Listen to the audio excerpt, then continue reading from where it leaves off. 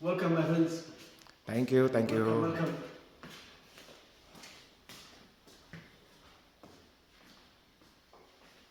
Nice to meet you. Nice to meet you too, my friend. Talaga, hindi ko tasafar. Wala يفضل معين. عنده مطر ولا تكلم معي ايوه انت Oh, فيديو salam. تكلم اي شيء تكلم Mga kaibigan, isang linggo pakatapos na magbukas ang Almamora Orange Farm sa publiko para sa pamimitas ng orange fruits. Ngayon, bumalik ako. Mag-aalauna na ng itong oras. Galing kasi ako sa isang farm din dito sa Hapirat Nisa. May sinushoot akong documentary video. Pero naisip kong dumaan para tingnan ang sitwasyon ngayon, palibhasa hapon na. Ito na lang ang inabutan kong namimitas. Kanina yung footage na ipinakita ko sa inyo sa loob ng shop, mga locals yun na namitas rin. Pero dito sa loob ng farm, siya na lang talaga palibhasa hapon na nga, mag-aalauna na. At may magandang balita sa akin ang may-ari kasi gusto nilang maubos kaagad itong orange fruits. So nagbaba po sila ng presyo from 120, ngayon 50 reals na lang ang babayaran nyo. Entitled na kayo for 3 kilos of orange fruits. At ang mga bata ay libre. Tama po yung narinig nyo, 50 reals na lang ang bayad per person para sa mga adults. Kasi ang mga bata libre na, and ganoon pa rin hanggang 3 kilo ang pwede nyong pitasin. At hindi naman sila gaanong mahigpit actually sa pamimitas, kaya pwede kang kumain ng kumain. Hindi ka naman siguro makakaubos ng 3 kilo sa pagkain mo ng prutas habang namimitas.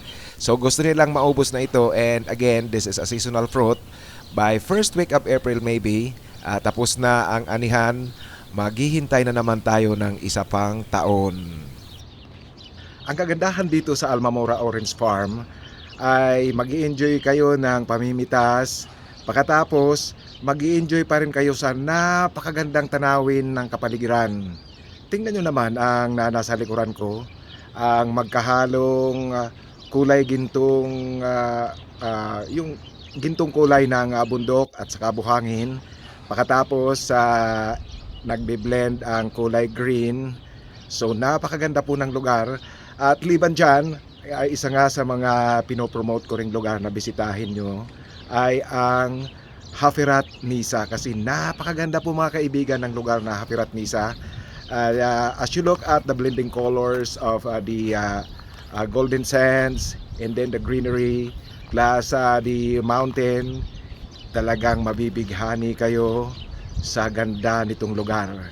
So ang Almamora nagbukas na sila, at dahil nga sa nagpuntahan ang mga tao, nakikita nyo naman lalong luminis ang lugar. Actually luminis talaga.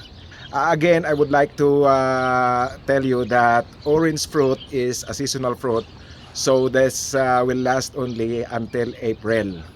So now it's the harvest season, and it is very timely that they are opening this to the public, so that everyone can enjoy and can experience how is it like being an orange farmer and how is it like harvesting orange fruits. So yan ang inyong may experience dito. Again, this post is not a paid upload. It so happened that the owners of this farm are friends of mine, so I'm helping them promoting their farms. And again guys, they lowered the price to 50 reals per person for adults. The kids are free of charge, and the same way you are entitled to bring home 3 kilos of orange fruits that you are picking inside the farm.